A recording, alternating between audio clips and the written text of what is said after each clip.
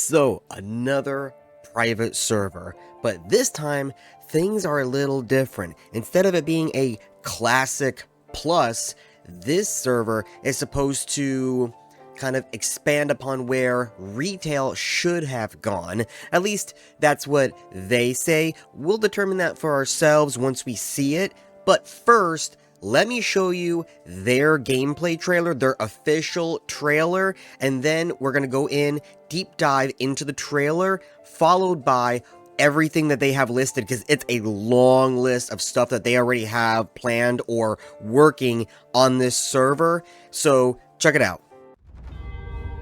10 years have passed since the mortal races banded together and stood united against the might of the undead scourge. Though Azeroth was saved from the madness of Arthas, the tenuous pact between the Horde and the Alliance has all but evaporated. In the midst of the new conflict, an even darker threat makes its move.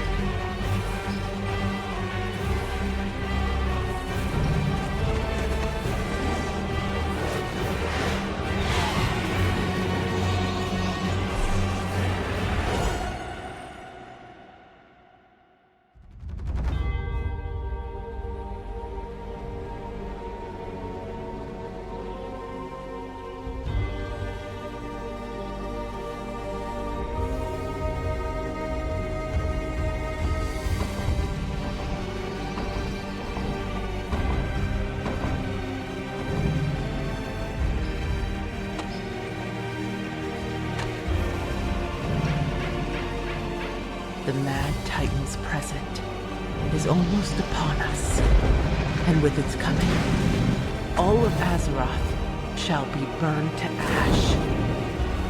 Collect its embers, quench its power, or have us all die at the mercy of him who is known as Sargeras' embrace.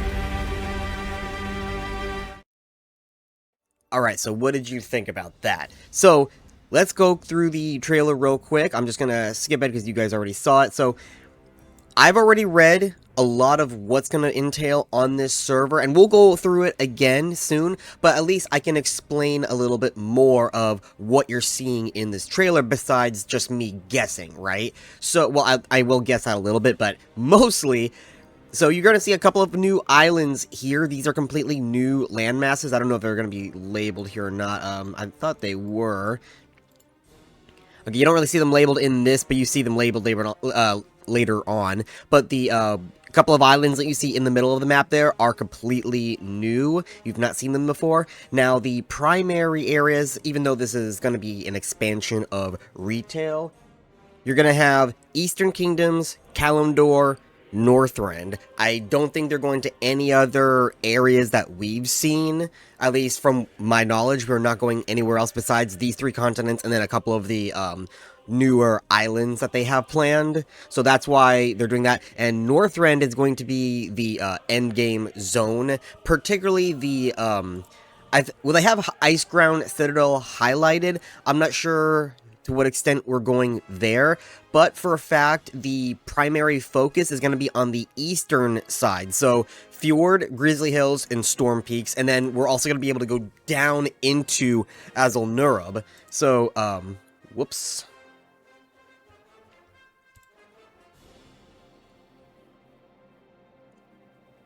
Okay, that was a little bit of technical difficulty I had there.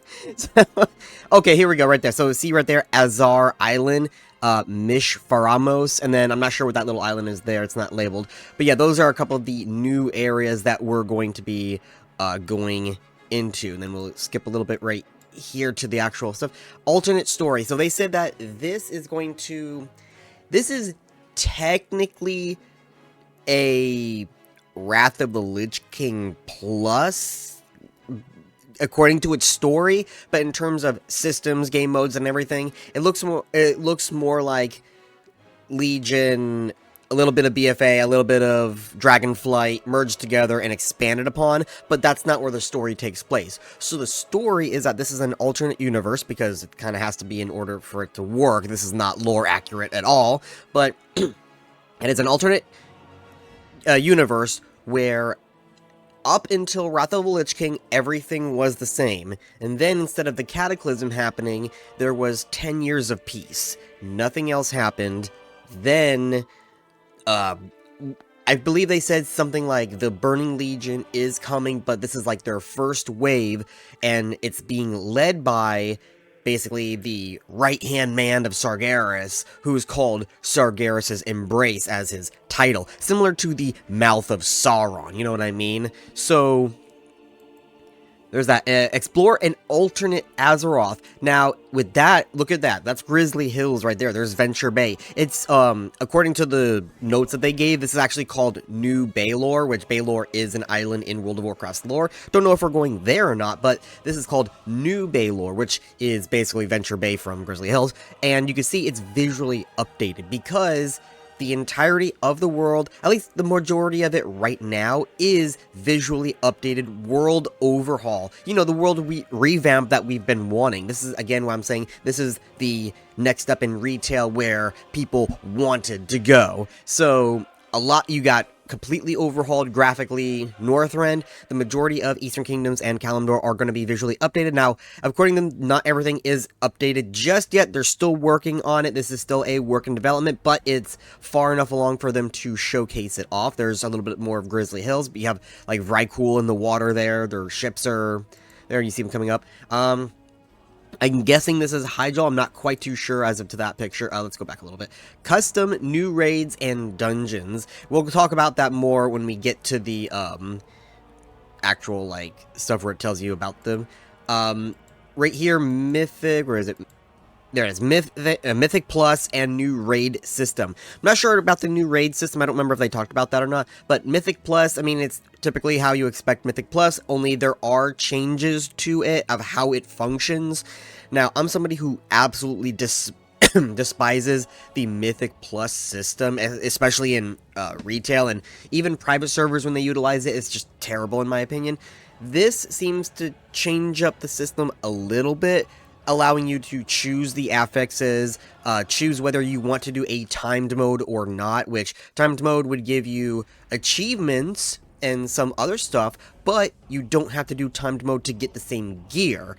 And I believe without having that rush mentality, it might chill people down a little bit and actually get people to want to play rather than rush. And if you have to stop to drink mana, you're a bad player, even though they're the ones who took all the damage, which caused the healer to lose all the mana in the first place. You know what I mean? That's my biggest issue with retail mentality. So hopefully that kind of tunes it down a little bit, because I absolutely hate that retail mentality. But then we get here one of the major villains. So they've already listed off a whole bunch of the major villains who we're going to be seeing throughout this expansion. I'm calling it an expansion because that's what they're labeling it as.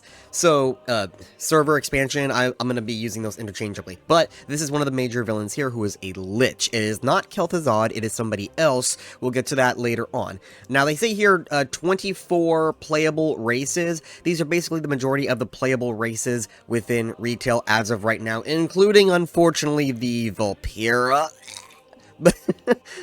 And they're going to be on both Alliance and Horde. So you can see them on both Alliance and Horde. Now for the Alliance, let's see, we got Humans, Dwarves, Night Elves, Gnomes, Draenei, Worgen, Void Elves, Dark Iron Dwarves, which are okay. I don't think they should be their own race, but Dark Irons are completely okay. Then you have the Light Forged, Lightbound Draenei, whatever they're called, Koltirin, Vulpera, Pandaren. Then on the Horde side, orcs, undead, tauren, trolls, blood elves, goblins. Then you have the, what they're called, Nightborn, Zandalari, Minari for some fucking reason. I don't know why there's Minari there. And then you have the Magar orcs, which are completely okay. I think they should be a skin rather than a playable race, but whatever. And then the Vulpera and Pandaren. So Vulpera and Pandaren are both going to be neutral races that could choose either side.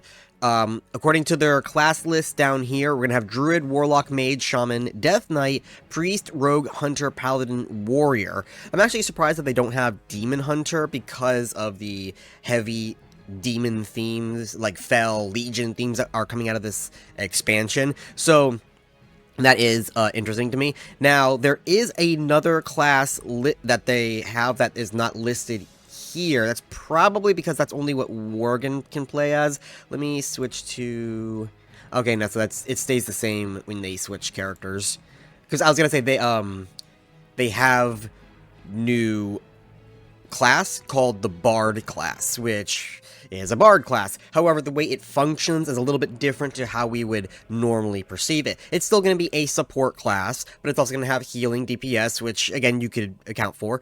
But instead of it just being music, they're actually drawing upon the different cosmic forces. Nature, life, death, void, all that kind of stuff, which I think is kind of stupid, really. That's going to be one of my issues I have with this new server expansion, whatever. I don't really like that aspect of the Bard. I'd rather them just stay music and let them just be music, because that's their fantasy. It's just the power of rock and roll, you know what I mean?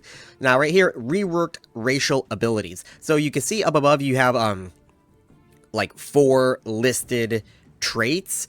Now, from what I remember, we're again go over this in a little bit when they talk about it, but from what I remember them saying is, so that first one right there, they already have a chosen slot. It's behind the AL and racial, but that is going to be the primary racials. Like, that is the active, you hit the button and then it's on a cooldown active racial from all of them, and you could pick whatever one you want. So if I want to be as this guy's a Minari with, it looks like he chose War Stomp from the Tauren. Then the second one are, I believe, secondary abilities in terms of, like, just one of the increased by 1% kind of abilities, but a certain group of them. Then the next one is going to be weapon and damage and attack damage percentages. So you see, like, the increased bow specialization, there's sword specialization, axe specialization, looks like skinning or whatever, beast damage specialization, and then from there you have the profession specializations, because you see herbalism, probably mining, there's probably a diplomacy. Now, what's actually cool about that is, I'm not sure how it works with the active racials, but for the more passive racials, that actually can determine your character's personality and can unlock new ways of playing the game, because they're going full out like Baldur's Gate RPG with this, where different quests will have different outcomes based on your choices, but also the path you choose. So different, if you have different racials chosen for you, it could mean like you have the ability to do this option that no one else would be able to do unless they had the same output you did. So that is also interesting. I think they're gonna show that next. No, this is a new progression system. I don't believe I looked into that at all, so I can't really comment on that, but it looks like just basically a new talent. Oh, no, wait, I do remember. Okay, this is the Ember system. So the Ember system is that, it's basically an AP. That's all it is. It's a new form of AP where at endgame, you're maxed out, everything. You collect what's called Embers, which are falling to Azeroth from the Burning Legion, because Sargeras' Embrace is coming to hit us like the frickin' KT Comet. And the Embers are already hitting us, and if you collect them, you can empower yourself with them. So that it's basically an AP system, so we're going to screw there. New leveling experience, and that's basically going to entail what I talked about just now. So right here, you have the exact same quest, but this person does something here, which pisses them off. But then if they do what they did down at the bottom there, they actually get healed or whatever from the NPC. So there's different outcomes based on your choices, as well as based on what you've chosen for your character and all that kind of stuff. Reach the sky. So as you saw right there, they have dragon flying enabled with a new mount. Now that mount right there is a backer mount. I saw that listed. So you can only get that particular custom mount if you back them, I believe for like 20, 30 euros, something like that. Which is like 40 bucks for American, roughly. Yeah, right there you can see it better. It looks pretty cool. I don't know if I'd pay that much for it, though. And we'll get to the backing stuff later on in this video. Now, experience an updated world. We've already talked about that. It's going to be the updated world system. There's Theramore right there. And they talked about how a lot of these assets are completely made from the ground up because they don't exist in the data files of retail. You know, some of them do, like the house in the back right corner over there. Like some houses are already in retail's files, but the keep right there, Jaina's keep, that's completely new. You see the walls there? That's completely new. So a lot of it is made from the ground up. Choose your allies. Now, I'm not quite sure about this system. From what I'm gathering, it's a form of companion system, so you can have NPCs follow you on your journey. That's what I'm thinking. I'm not quite sure because I didn't quite read that. But if you see right there, adventure companion. So I believe that is the system that we are talking about, is just, you know, bring people along with you. Now, right here is really fucking cool. Player housing. Now, I'm not sure how you're going to choose location, if it's going to be instance, if it's going to be out in the world. I'm assuming it's going to be instance, but I don't know if we could choose where it's going to be. But the system to customize the house is by far the most advanced system I've seen from any private server, and it's utilizing the same UI and customization system that current Dragonflight has with customizing your character, customizing your dragon, and you'll see that again right here. Let's just kind of let it play out for a second so we see it. So there's the home. Now right there you can see that you could place items wherever you want, and there's a little menu down here that's completely a new menu, but it's categorized: tables, chairs, bookshelves, beds, decorations, wall, floor, and there's probably going to be more. Like on the left hand side there you can see there's a lot more options to give you more tabs. Oh wait, you can't see it, it's behind my head. Let me do this real quick for you. Right there, see it? So there's on the left hand side you see it, the extra buttons. So you can choose and place it wherever you want. Now I don't know if there's going to be a limit to that in order to preserve data usage, because sometimes they will do that. Now on the right hand side you can see there it is the like the Dragonflight customization UI. Now a lot of it you're going to see is still in Spanish because not everything is updated yet. I'll talk about that in a second, but they are doing it to, they're updating it to be English. Now from there you can see like roof style, wall style, upper wall, windows, door, wood. Oh, the type of wood, so Elwyn Forest is what it's called. The foundation is iron forge. You got types of stairs, the first floor wall, balcony floor, nombre. And then there's the apply button, and then there's other tabs there for more customizations. Look at that. So they switch between there. You saw like a night elf roof, different green windows, orange windows, new profession. So this is going to be the carpentry or the building profession. So you can see right there it's labeled large Kultiran table.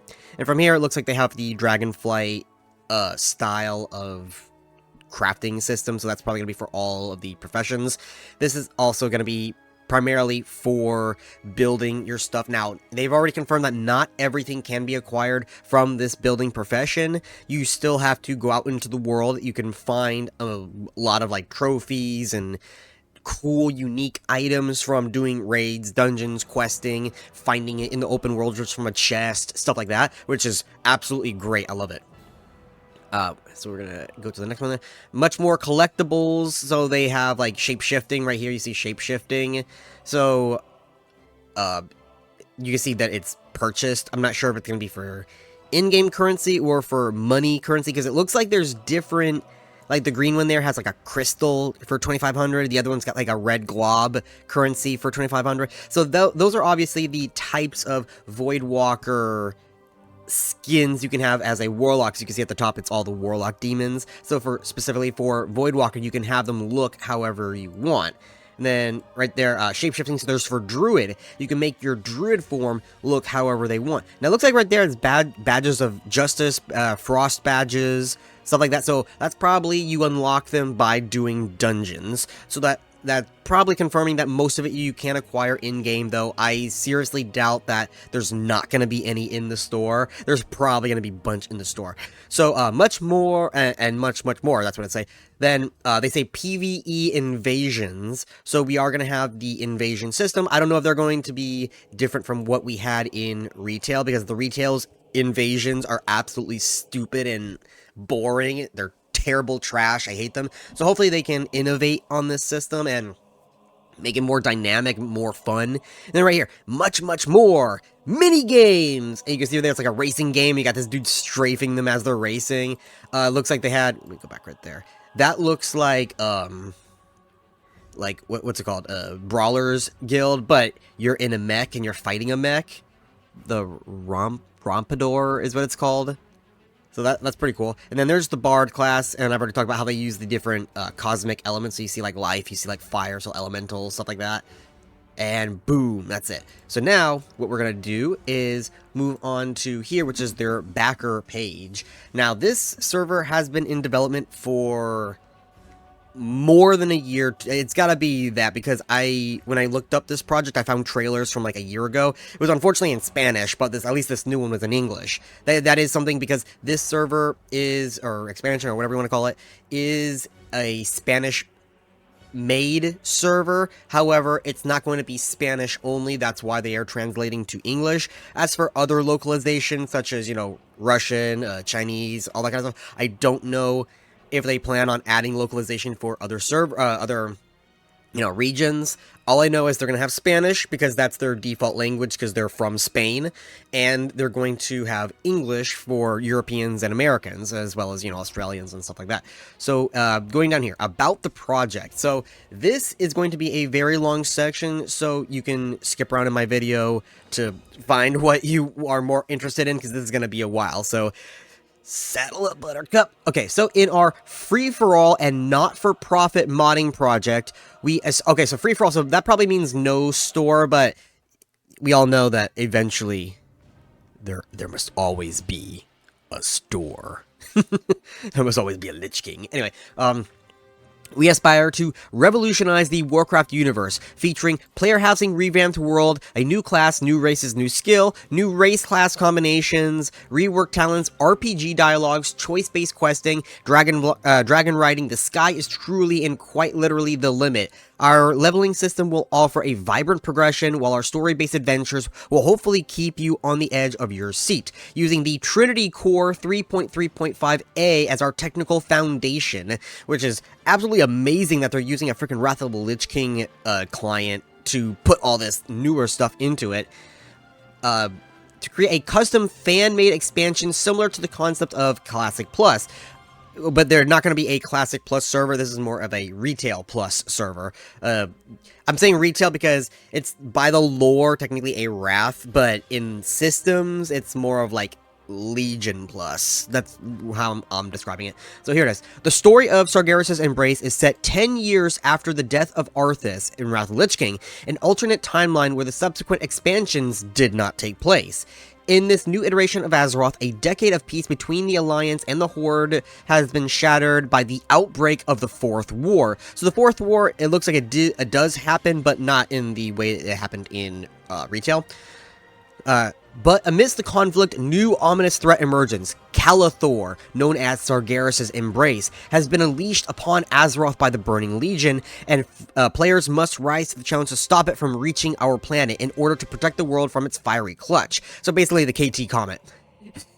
Players will embark on a quest to collect Calathor's embers and employ the remaining ashes to deter the maddened god. So again, this is going to be like an AP grind, similar to Legion, because, you know, you collect all the AP and then you use the artifact to destroy Archimon and all that kind of stuff, so it's the same exact fucking concept.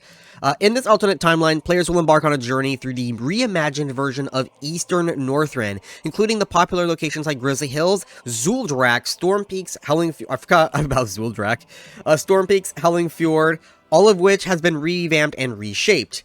But the journey doesn't stop there, as players will also delve into a small underground zone within the Nubrian Empire. Beyond Northrend, players will get the chance to explore other locations such as the Mish Faramos, Nowhere Island, and the towering city of Azar, where a sinister goblin conspiracy brews. Get ready for an epic adventure through familiar and unfamiliar territory as you take on the challenges and discover secrets of an alternate world.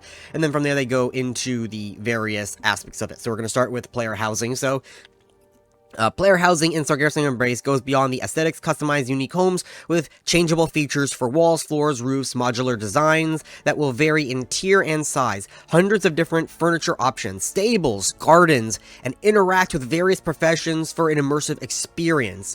Personalize your home to decorate the interior, improve upon your professions through integrated systems, grow your plant species on your garden, your mines, surroundings, and much more. Now that right there, I do have an issue. Now having a little garden for decorative purposes would be okay, but growing plant species for your professions, having a mine to mine, that was one of the issues that a lot of people had with garrisons, because that's one of the reasons why no one left the garrison, is because why go out and adventure? You can get all your profession items at home. So hopefully this is very limited. If anything, have it so it's just a specialized item that you can only grow there for the carpentry profession, maybe, while all of the other ones, such as iron, such as Grom's blood, all that kind of stuff, is still out in the world. So you still need to go out into the world, but then you have a reason also to do the garden besides just looks. That would be my personal thing on, you can have the best of both worlds but limit it, you know what I mean,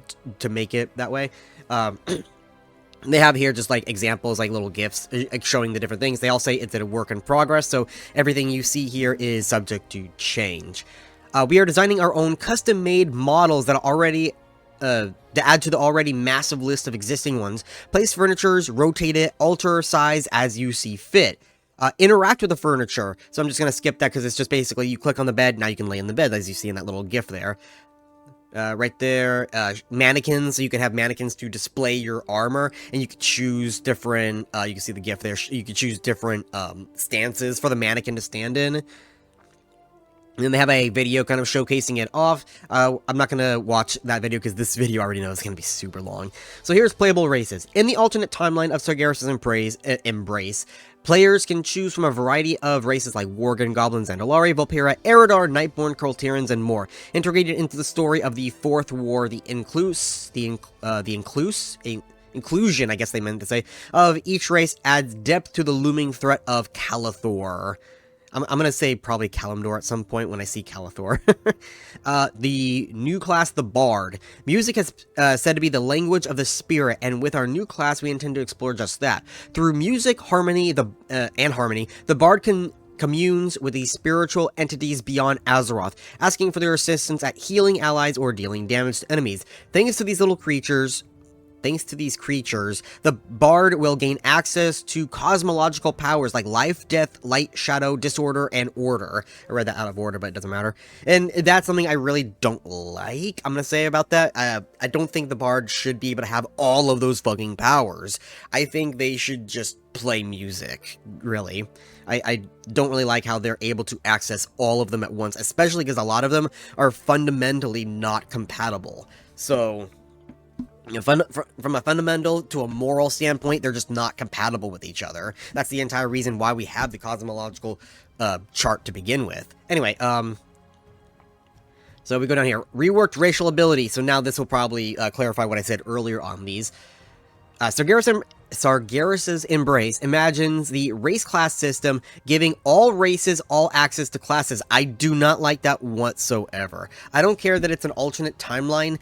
Physically, just physically, a lot of, and morally, a lot of races cannot be certain classes. Now, we already know gnomes are the frickin' meme of being warriors that can take out a full-on Tauren. That's an absolute meme, right? That doesn't mean that it should be the lore.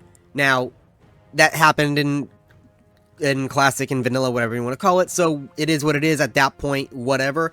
But in terms of a light light forged Draenei. They literally give their soul, their life to the light, and suddenly they're going to become a warlock?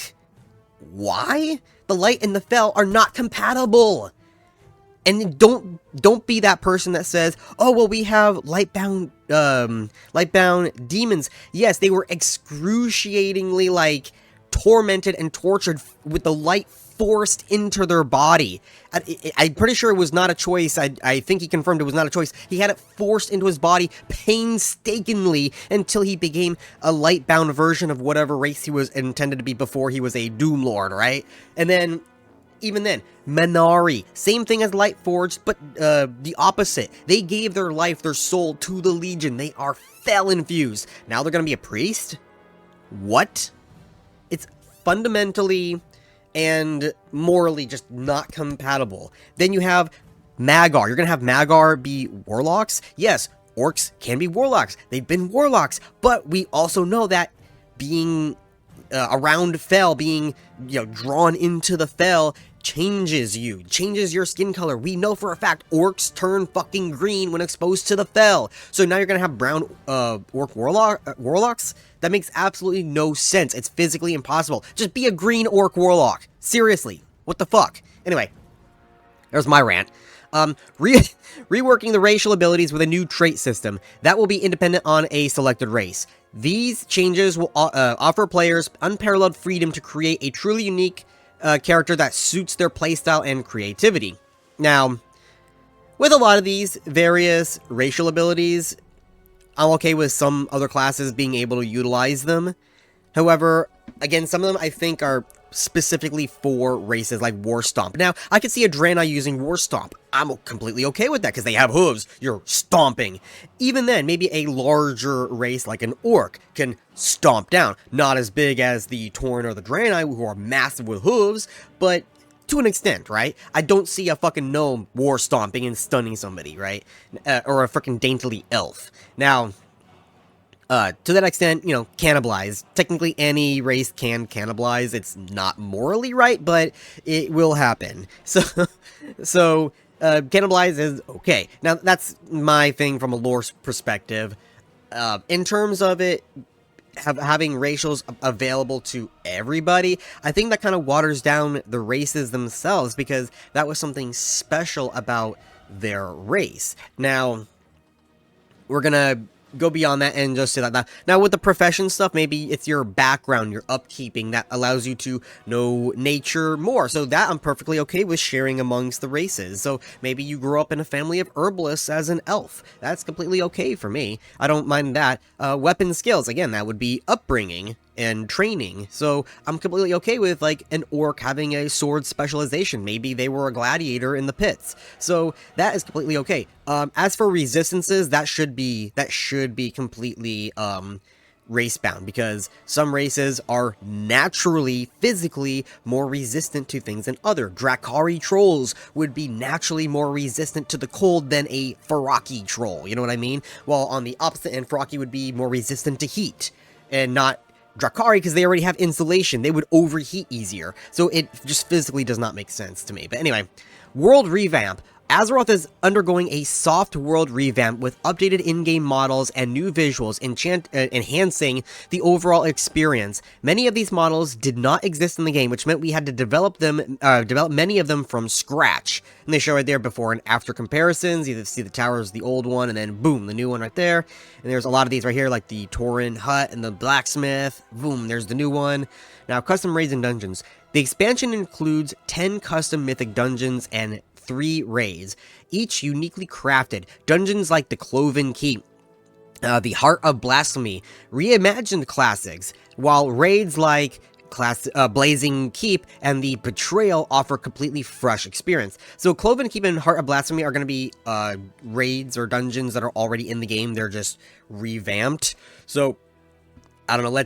I don't know what they're revamping, but let's just take Scarlet Monastery for an example. Let's say it's this one here, the Heart of Blasphemy. So probably Scarlet Monastery, the Scarlets got taken over by the demons because we know their leader is a demon in disguise. So maybe now it's the time that he emerges and the demons take over and wipe them all out. So now it's the Heart of Blasphemy, right? So that's just my interpretation of it. That's not saying exactly what they're doing, because they didn't really tell us what it is yet.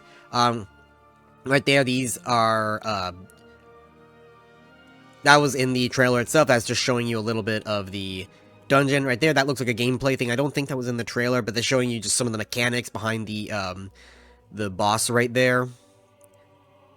Then over here, the new progression, Ember Ashes. Ember Ashes systems lets players transform embers into magically imbued ashes to empower their class and spec abilities, offering extra layer of customization. Tailor your playstyle according and decide your focus, be it PvE, PvP, Mythic Plus content, epic raids, aggressive or defensive gameplay and strategies. And then right there you see a little bit of a taste of what it looks like. It's the proof of concept, rather. So that doesn't mean it's going to be the final one. New branch-like talent system for all classes, inspired by some of the modern reworks. And right there you can see like a rogue. It looks like that's a new specialization, because I don't know what that symbol is right there. It's probably assassination, while the top one is subtle. No, bottom one is subtlety. So that's probably combat or something. But anyway, that shows you right there what it looks like. New skills and abilities. We seek to further enhance gameplay and leveling by adding new skills and abilities for all classes. These may be acquired through questing or found in hidden locations. So you could probably, like, as a druid, walk out into Winterspring and find a glyph written on an old Night Elf ruin, and if you touch it, maybe it starts a quest, or maybe it just awards you right then and there to eventually reward you with a new Moonfall ability. I don't know a name. I'm just coming up with a name. But pretend it's a new type of Moonfall ability, or maybe it's a shapeshift ability to become a Frost Saber. You know what I mean? So something like that is what they're planning on doing. This new layer of discovery aims to bring back excitement and weight to the exploration of Azeroth. Now, with that, finding new stuff, I wonder if, like, let's say there's a chest in a hidden cave somewhere, right? If you're any class, and when you open that, is it assigned to the different classes? Like, okay, Hunter will get this one, Warlock will get this one, Paladin, you'll get this one if you open this chest? Or is it that only Paladins can open that chest? Only Rogues can open that chest and get whatever abilities inside of it? Because I think having that chest being bound so, okay, each class gets this unique item from the pool of the 10 or so things that are in here, depending on what class they are, that would be the better way to go, because I think it would be kind of disheartening to find a chest that you cannot open because you're not the right class, especially when you're one class out of a group of 10, right? So that meant one of 10 special things you could not open. So hopefully it's the first and not the second choice. Right there, they say, like, hidden chest among the vines in Zul'Drak, so this guy opens it up, and boom, there's a skill book. RPG elements. Introducing RPG elements to enhance immersion. Players shape their characters through branching dialogue, impact the world with life or death decisions, and organizational affiliations. So probably like Morrowind, where you can choose, like, sub-factions or whatever to choose from. Traditional dice mechanics, and hidden stats. So again, probably like a Morrowind, Skyrim, or you have your what's called the charisma skill and all that kind of stuff for a better chance at choosing a specific option, like, you know, aggressive, passive, whatever. You know what I'm talking about. You guys get it. You're all nerds. Which offer replayability and outcomes. Okay, so now the leveling experience. New Starting Zone offers tutorial-like experience for both new and veteran players to grow accustomed to our new systems and features. Now, I believe doing this one time is okay, but I very much hope that this new Starting Zone is optional, because I absolutely hate mandatory starting zones. I hate anything in any game, not just World of Warcraft, that is mandatory. That's why in retail, I always race change to a Worgen. I no longer level new Worgens, and when I do that bug to get out of the starting zone at level 1, or level 5, I think you have to be a little bit high to do that, but I just hate mandatory starting zones. I just want to jump in the world and do what I want to do. I don't have to do Mulgore as a Tauren if I don't want to. I do it because I like it, but if I wanted to load up as a Tauren and run straight to Durotar, I could do that. So that's something that I hope that it is optional. Bear witness to the exciting incident behind the Fourth War in an epic sea battle between Horde and Alliance. Explore Nowhere Island, fight undead minions of Lady Charlene, and deter the plans of the mysterious Naga that have settled near the ruins of Suramar. Traverse the new underground districts of Orgrimmar and Stormwind, and reach the revamped version of Northrend, where you will finish your leveling, culminating in the first raid of the expansion, the Blazing Keep. And then right here you see the underground areas of Orgrimmar and Stormwind, which I believe, just looking at them, this is more like a Dalaran sewer kind of experience, you know, from Legion, the Dalaran sewers, because that's what it looks like right there. It's kind of like a class hall, but it's a faction hall. That's just what it looks like. But anyway, new profession, carpentry. This new profession intertwined with all others that enables players to craft and sell unique furniture for player houses, enhancing, I always say enchanting, enhancing customizations and adding depth to the in-game experience. Truly a personalized home with your carpentry skills. Additionally, all gathering professions are secondary professions, which mean you can have all gathering professions at the same time, now allowing players to gather all kinds of resources with their crafting professions. So you can still choose only 2 crafting professions, but all of the gathering ones you could pick up at the same time. Improved flight, which is basically dragon flying, so we're going to skip that. New player hub, Azar Island. Azar Island is the new player hub in Sargeras Embrace, which offers a dynamic experience with activities like casino minigames, music mechanics, and much, much more. I don't know what music mechanics means, but okay. Engage in a power struggle between factions, align with one, and partake in quests and PvP events. Both Horde and Alliance have a presence, making Azar a thrilling center of activity. And then right there is some of that. So this is basically going to be the hub of the new minigames, because this is like a freaking, I think this is their take on the like Hearthstone gadget stand kind of thing, but it's a completely different like area instead of it being gadget stand. So it's gonna be like quirky, full of like explosives, all that kind of stuff. PvP and PvE philosophy. We believe in outdoor PvP and must be the highlight. Some zones will force PvP mode on players, so basically like a winter grasp rather. Other zones will activate this from time to time. So during certain events, like let's say you're chill, it's PvE mode right now, and then after so much time, Horde marches, Alliance marches, and then they give you a warning, because they're probably going to do that, like the Battle of Crossroads is about to begin, and then you got a certain amount of time to get out if you don't want to be partaking in it, and then, you know, 3, 2, 1...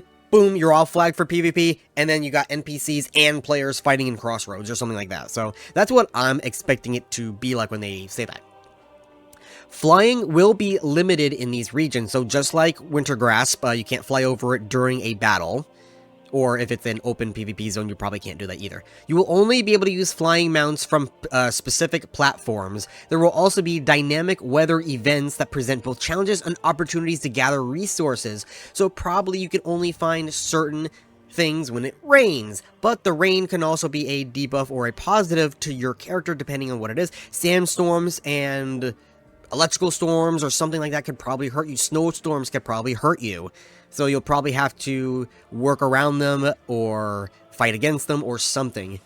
A new ranking system will be implemented for outdoor PvP with modest rewards such as gear, cosmetics, mounts, and bonuses for alts. Additional considerations. The possibility of obtaining a high level gear through non-competitive PvP to bridge the gap between PvP and PvE. Tweaks and changes to instance PvP, with the addition of a rating system that encompasses both solo and team players. Guild versus guild war mode for friendly competition in diverse scenarios. Now, for the outdoor PvE, will feature invasion-like events with a variety of enemies, from demonic to elemental, void, and other story-related threats. There's an ongoing discussion about the possibility of adding outdoor dungeons and raids. Raids will also feature major changes in respect to the current system. All raid difficulties will be replaced by flexible mode for 10 to 30 players. Players will be given a raid stone at the start of the raid, which will level up as they complete said raid. Now, some considerations about the raid stones. The stone cannot level down and will last forever. At the start of the raid, you will have to place the stone to activate the raid. All players will need to confirm that they are willing to play the raid at that level. The stone will grant access to the raid not only at its current level, but at all previous levels as well. The stone will The stone level represents the difficulty of the raid, and the higher level, the better the rewards, and the higher the stakes. So basically what this is doing is, it's basically a mythic key for raids, but it's not used up like mythic dungeon keys are. You keep it forever, and the more raids you do, the more it levels up, and whatever level that stone is, when you put it down, you have access to all of the levels. So let's say the stone is now level 20. You can choose to do the raid at level 20, or you could choose to do it at level 5, which I think is actually a great thing. I'm perfectly okay with that. The higher the stone levels will be moments in which you'll be able to play the raid more than once a week. So the maximum, to the maximum of 3 times, loot included. So the higher level of difficulty, you could play it multiple times, up to 3 times, and that includes loot, so you're not going to be locked out. The raid stones won't have a level limit, but they can only improve the acquired gear so much. Beyond that limit, you'll be given cosmetic rewards instead. So let's say level 20 is the maximum for high-end gear. If you decide to do level 25, 30, you're still going to get the level 20 gear, but for doing level 30, you'll get a special mount or an achievement or something for saying, yeah, look at this, I did the level 30 raid instead of the level 20. Which, again, completely okay with me. When it comes to our Mythic Plus proposal, you'll be able to sock up to 3 gems into the Mythic Stones, which I guess the Mythic Stones are going to be the same as the Raid Stone. So, not used, you can use it however you want, which also means you're not going to have people upset when you fail the key and then your key is wasted, right? So that is a positive thing, a change to the Mythic. And then you can personalize your playstyle. So right here, it looks like you could choose your affixes. And probably based on what you choose and how many of them you choose, you'll get greater rewards. So you can choose the easier affixes or none at all, but you'll get less rewards. But if you choose the harder ones and more of them, you get more rewards. And then that also scales with the level of the stone. And then you also have this right here that you can choose to have it timed, which will only offer certain unique visual rewards and achievements, or you don't have to use the timer and you still get the gear. Sorry, I'm getting tired from all this talking. I've been talking for 44 minutes non-stop. Holy shit. Okay. Oh my god, we're only halfway through this. Artistic philosophy. Sargeras' embrace aims to emphasize the world exploration aspect of World of Warcraft together with the sense of wonder and encourages player-driven experiences, moving away from simple quest acceptance and incorporates a deeper, darker theme by pushing traditional boundaries of MMORPGs and prioritizing player agency. The goal is to create a unique and immersive gaming experience. Reimagining Northrend, set 10 years into the post-Lich King game, featuring visually upgraded and redesigned zones reflecting the new lore and themes. Players will explore changed lands from a nearly destroyed Grizzly Hills. You better not destroy Grizzly Hills, I'll tell you what. To a redesigned Zuldrak Empire, the maze-like Storm Peaks design, and rebuilding of Howling Fjord with our new small underground Nubian region. And right there is just a little bit of a look of all the different areas. Other interfaces and system, I'm just gonna do the TLDR version. Transmob, Groove Finder, you can have personalization like wings, auras, transformations. So you can, choose your shape-shifting, all that kind of stuff.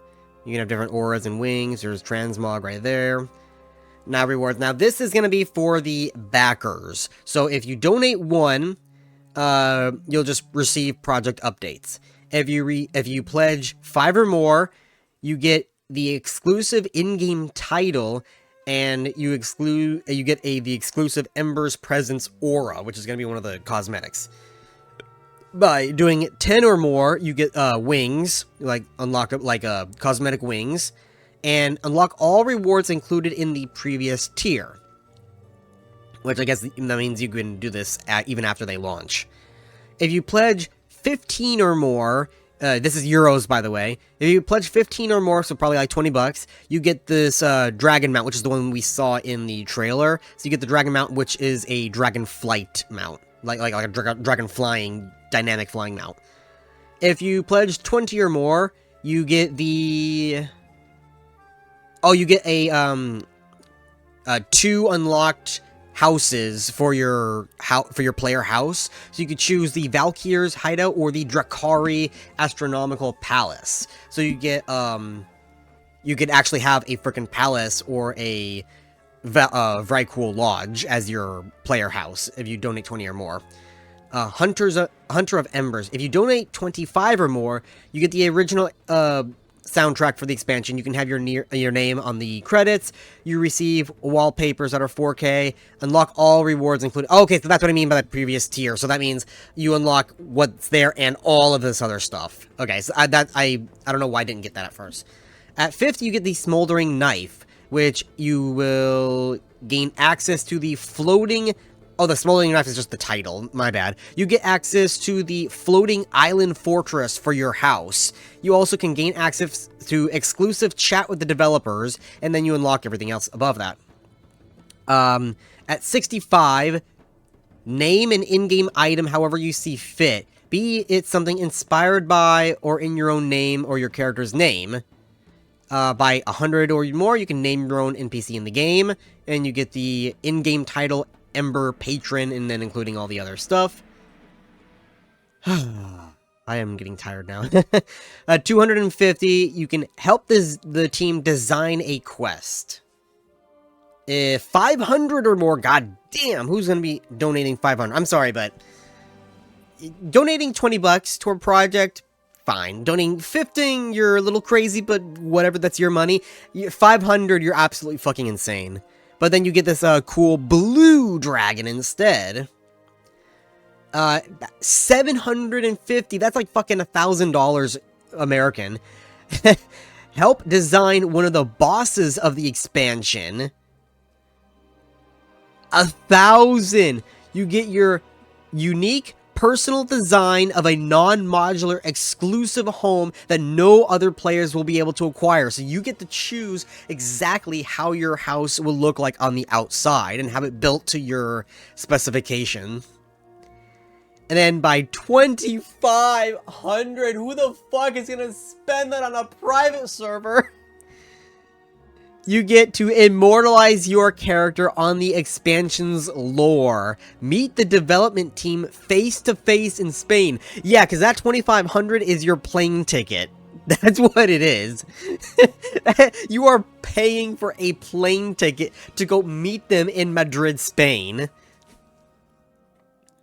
And then here's an in-depth look at all the rewards. So just showing you like the dragon and the houses and stuff. That's a pretty cool little house. It's got a little tower and stuff. That's pretty cool though. You get a freaking like ziggurat. There's the floating fortress. Okay, so these are gonna... Now, I am just going to browse through this. I don't want to read all of this, especially because these are going to be lore characters, the main villains, so I want to avoid spoilers, but I will just give you a brief description of the said villains of this patch. So, Calathor is the big bad, the Sargeras' embrace, and then here's some artwork, just kind of giving you an idea of what he looks like, which, that looks pretty badass. I mean, look at that fucking shit. That's pretty cool. And then you have Svelta, who is a, I don't know if they are a Vrykul or if they are a, if they're a Vrykul or if they are, what are the Ascended ones? The Valkyr, yeah. If they're a Valkyr or not, but, she is going to be there in Northrend. Then you have Zalakar, who is the current leader of the Drakari Trolls, and of the Cloven, so that's probably where the Cloven dungeon comes in from. Oh, so Cloven is probably like an updated not Zul'Gurub, what the fuck is that dungeon called? Zuldrak. So that's probably what it is. Mykoalon. I don't know how to pronounce that. The Infected, which is a corrupted Titan Watcher. You have Kakir. Kakir, there you go, Kakir. Kakir. He's going to be a Nubrian who's going to be in the Nubrian area. And it looks like he's going to have ties to Yogg-Saron, which makes sense. Azga, who's going to be a Lich that you're going to have to fight. and then Priscilla, who has unknown origins, and they have a lot of secrets and stuff, so you don't know exactly who she is, what she's doing, why she's doing it. So she's completely unknown. And then from there, we just have, like, the meet the game developers, which this is all of the people. So we got the concept artist, the Luem programmer, game designer, animator, writer designer, senior game programmer, and then the project manager. And so that's all of them right there. So you have JM, you have Daniel, Miguel, Krillin, Victor, Diego, Daniel, and Jorge. It's not George, it's Jorge. And then for right there, it's like, okay, so why are we asking for this much? It's basically they've been working on it for 2 years, and they have to pay the people who are working on it, which is completely fine. I don't mind them asking for money to help pay for custom work, as well as funding for the server to stay online, because, again, hosting a server is expensive. We've talked about this. And then why the Kickstarter, blah, blah, blah. So there's that, and risks and challenges, even though that this is going to be completely their own, and they're trying to work within the rules that Blizzard set place for private servers, because there are rules for private servers if they do specific things, so not all of them are fucked, but there is that, and also by, even if they choose a different state, or not state, a different country to host in, and all that kind of stuff, there is still the possibility of legal action, even though it's highly unlikely given if they do certain steps, but they're still just giving out that anyway. And that's pretty much it. Holy shit, that was a lot, and I am fucking tired already. And BlizzCon is like in a couple hours, so, oh god. So yeah, that is the complete 1 hour deep dive into this new private server expansion retail plus thing. So there's a lot of stuff involved in this thing. It looks absolutely amazing. Like, this is, like, there are still stuff I don't like about it, right? I've already given you my grievances of I don't like the certain race class combinations, I don't like certain races being playable, all that kind of stuff, and then even then just some of the issues that I had, which probably will solve itself by the way out, like the finding the class rewards in the world and stuff like that. So I think that'll all even out, that's fine. But aside all that, this is by far the most developed, the most in-depth private server I have seen thus far. Like, if you saw the player housing utilizing the newer Dragonflight system, but also that unique one where you can choose and place all the different items, and it's clean. Like, I saw Revelations, wow, theirs is decent for what they have right now, but it looks very messy, especially compared to this. The UI, the system, everything just looks clean, and it's still a work in progress, so it's probably going to be more polished by the time it comes out. So all of that, just the almost seamlessness of the systems that they've showcased so far, adding Dragonflying, which probably they're going to add more mounts to be usable in the dynamic Dragonflying system, so there's probably that. Having the world completely updated. Now, they talked a lot about Northrend, because that is technically the endgame zones, but I wonder what they're going to be doing about Eastern Kingdoms and Kalimdor. And I did say they're going to have completely new reworked quests that are completely RPG, but are there going to be stories involved? Is there going to be a big bad of the Barons that you have to deal with? Probably. They probably just don't want to spoil it. They want to get you, like, so this is your goal, but we're going to let the rest of the adventure be up to you and to discover yourself, which is completely okay with me. I'm just, wondering, is there a story? Which there probably is, let's be real. So, the new islands, they gave us a little taste of the new islands. There's going to be a new, I'm guessing, neutral player hub, but it's going to be like Shattrath, where you still have to choose a faction within that hub, even though Horde and Alliance can mingle with each other, depending on what faction they choose within that itself. They're going to be like goblin gangs, right? Which, Revelation WoW is also doing the same exact concept on their server, which is really funny. But, yeah, like I said, this is the most in-depth server I have ever fucking seen. Now, they said that they're still working on translating a lot of it to English, which is why you saw a lot of, not a lot, but you did see some Spanish words in the various screenshots and GIFs and shit that they showed off, like, nombre!